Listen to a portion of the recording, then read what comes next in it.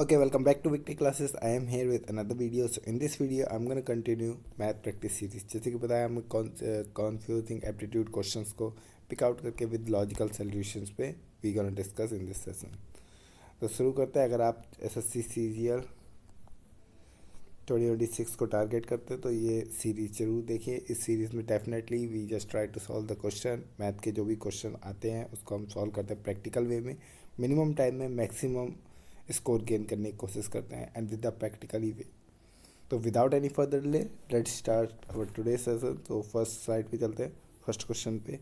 तो ये मैंने एग्जैक्टली लास्ट टाइम जो आपको मॉक दिखाया था उससे क्वेश्चन पिकअप करें, किस तरीके से क्वेश्चन मॉक में आते हैं, कैसे उसको पिकअप कर सकते हैं, कैसे how we can solve this question. तो without any further delay let's start read करते हैं. तो पहला क्वेश्चन मैंने मिक्स क्वेश्चन रखे हैं. तो ये बार ग्राफ का क्वेश्चन है. इसमें PQ रेस्टोरेंट है, इसमें अलग अलग पार्टियों की वजह दे रखी है, किस तरीके से पार्टी करी है. तो उसके हमें क्वेश्चन रीड आउट करके उसको सॉल्व करना है. ठीक है.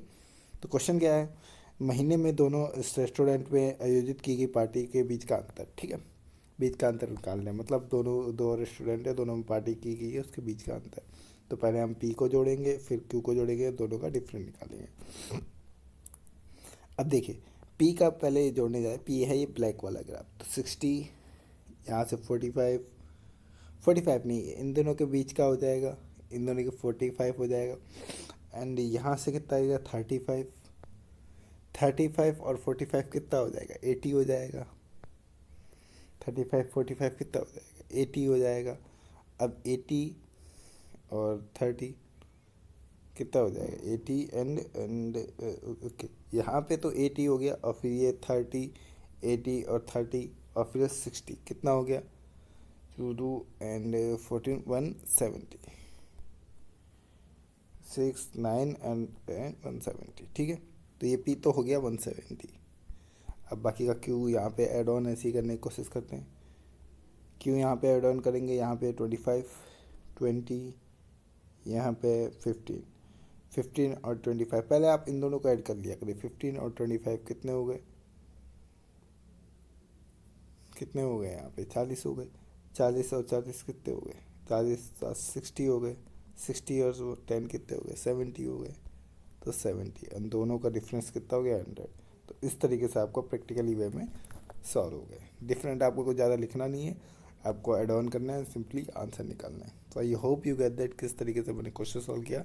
सिंपली यहाँ पे दे रखा था P के और Q के निकालना था answer. I hope you get that. आगे चलते हैं.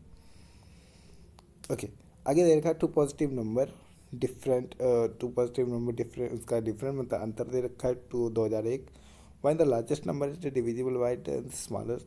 बड़ा नंबर छोटे से डिवाइड किया जाता है. क्वेश्चन आता है 9, रिमाइंडर आता है 41, then the sum of the digit of the largest one का digit. Okay, very simple question. Again number system का क्वेश्चन है. डिजिवल्टी रूल लगी है. डिजिवल्टी रूल आपको आना चाहिए. पहले तो उसमें दे रखा है x, लेट से x बड़ा नंबर है और y छोटा नंबर है. कितना डिफरेंस दे रखा है 2001.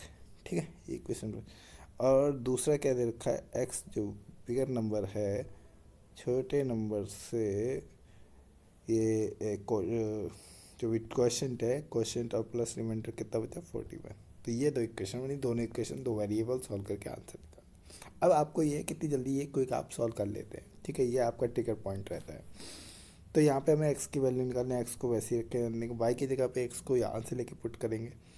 यहाँ से क्या आ जाएगा x, सीधे मैं 9x करता हूँ. 9 टू 18 0 0 9 प्लस 41. ये सीधे मैंने डायरेक्ट x की वैल्यू रख के 9 को, y की वैल्यू रख के 9 को मल्टीप्लाई कर दिया डायरेक्टली.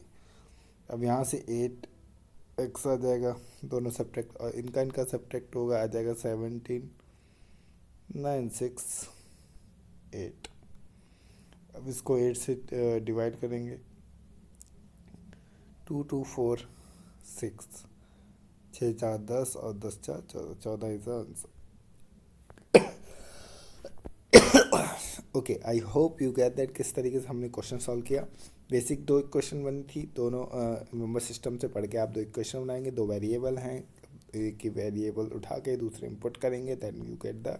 अब आप कैलकुलेशन जितनी फास्ट कर देंगे उतनी फास्ट आपका आंसर आ जाएगा.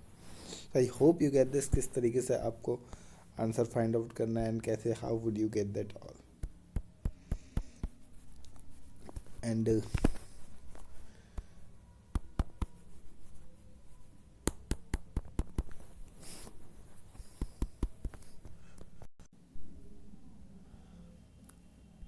Okay. So I hope you get this किस तरीके से क्वेश्चन सोल्व किया. नेक्स्ट क्वेश्चन पे चलते हैं. P and Q are the 2 point and the ground and the either side, मतलब दोनों साइड में इधर side of the pole that angle of the elevator at the top of the pole is the P and Q is 60 and 30 respectively. Then the distance between इतने हैं. What is the height.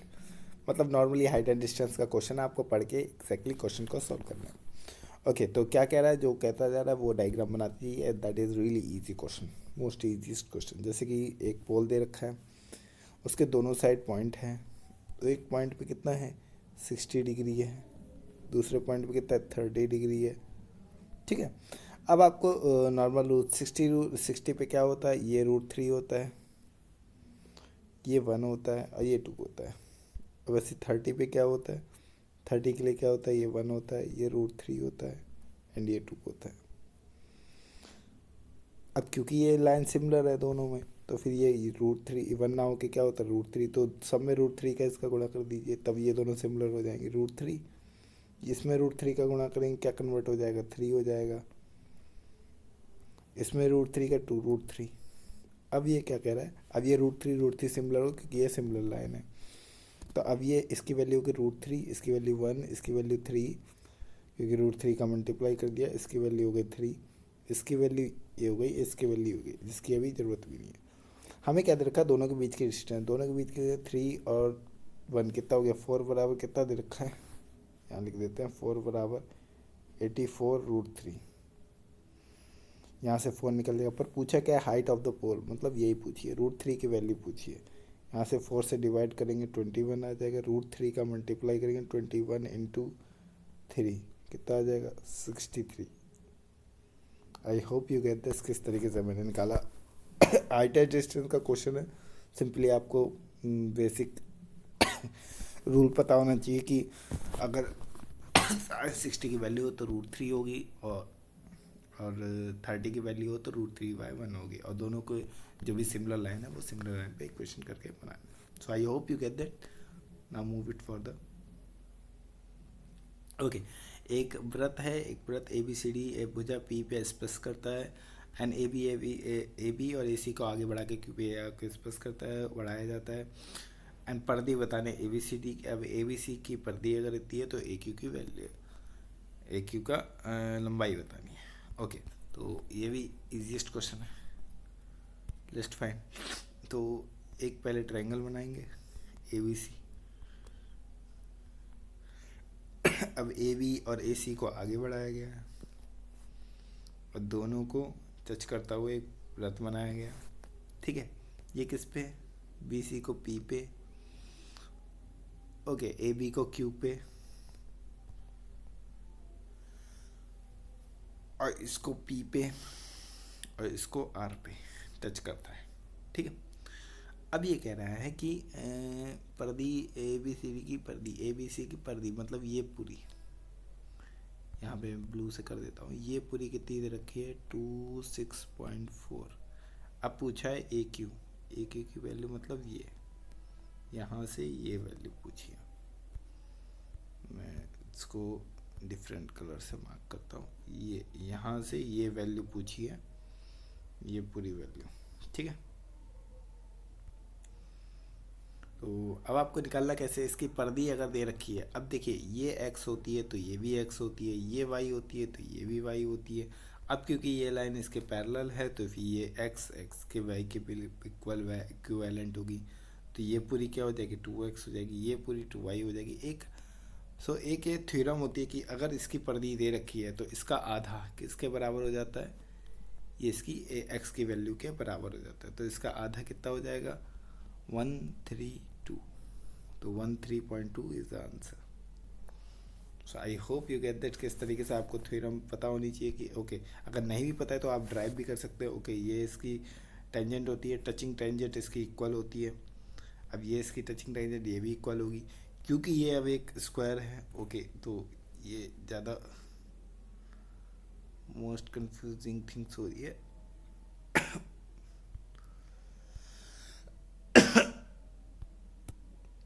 Okay, so I hope you get that किस तरीके से हमने निकाला। पहले तो एक आपको थ्योरम पता होनी चाहिए, क्योंकि जो भी सर्कल की जो भी टचिंग पॉइंट होता है टेंजेंट का, वो भी इक्वल होता है। तो एक्स एक्स एक्स के बराबर है, ये 2x के बराबर हो जाएगी पूरी इसकी पर्दी, और ये बाय 2, ठीक है, बाय 2 आप 13/4। आगे चलते हैं। तो ओके, तो यदि शंकु और बेलन की त्रिज्या 7:3 में है, तो बेलन का आयतन इतना दे रखा है, शंकु की त्रिज्या और वृत्त की त्रिज्या के बराबर है, जिसकी परिधि इतनी है, बेलन की ऊंचाई। ओके, मेंसुरेशन का क्वेश्चन है, कैलकुलेटिव है, और कैलकुलेटिव आप सॉल्व करना चाहते हैं, तो that is up to you, कितनी कैलकुलेशन आप अप्रोच लेके चलते हैं। अब देखिए, इसे मैं कैसे सॉल्व करता हूँ, मेरा यहाँ ये कराने का पर्पस है कि कैसे आपको अप्रोच करना है एग्जाम में।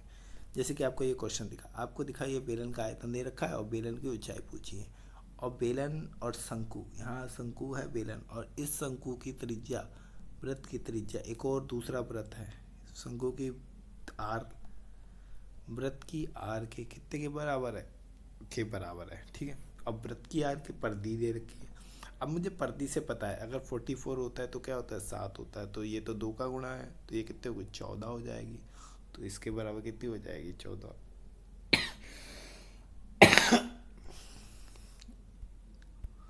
तो इसकी क्या हो जाएगी, 14। अब जब शंकु की 14 हो गई, तो फिर बेलन की क्या हो जाएगी, जब शंकु की 14 हो गई तो बेलन की क्या हो जाएगी, बेलन की यार कितनी हो जाएगी, 6। अब 6 से निकाल लीजिए, बस आपको इतना ही फाइंड आउट करने था। तो यहाँ क्या है, ये कितना, बेलन का आयतन पाई आर स्क्वायर एच बराबर 2376। यहाँ से एच की वैल्यू निकालना है बस आपको।